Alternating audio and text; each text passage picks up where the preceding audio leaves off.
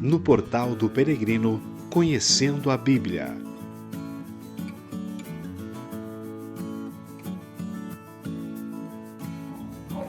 Olá, queridos! Então nós vamos continuar conversando sobre o capítulo 3 da Carta de São Paulo aos Romanos, que nos apresenta a continuidade da reflexão que Paulo inicia, no capítulo 1 e 2, que é justamente a nossa salvação pela fé e essa conversa direta que ele tem com os irmãos judeus, considerando justamente que era preciso desmistificar, desfazer a mentalidade de que o judeu era superior ao pagão no cristianismo.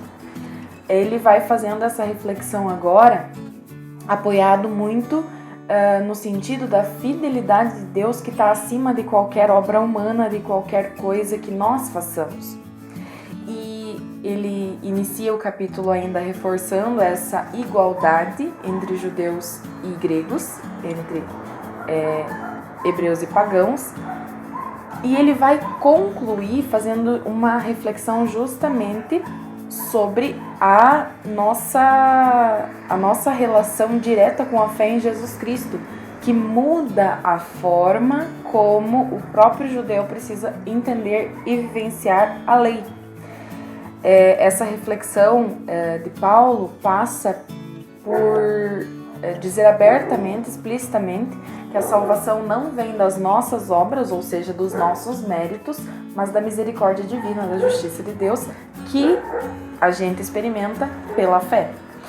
E aí ele termina o capítulo perguntando, então isso significa que anulamos a lei? Não, mas que a confirmamos. Significa o quê? Que na mesma lógica que Jesus Cristo nos traz no Evangelho, que Jesus Cristo ressignifica a lei, Lembramos lá no Evangelho,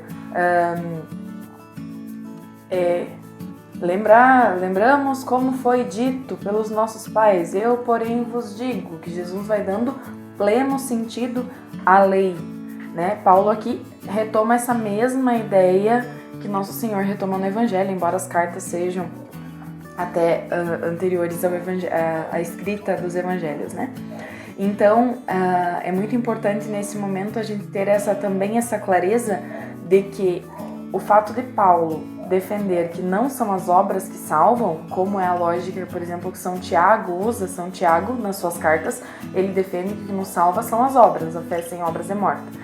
Paulo, quando ele coloca aqui que nós somos salvos pela fé e não pelas obras, ele não quer dizer que independente do que façamos, que não devemos ter um compromisso, ou seja, não devemos viver a lei de Deus. Mas ele está dizendo o quê?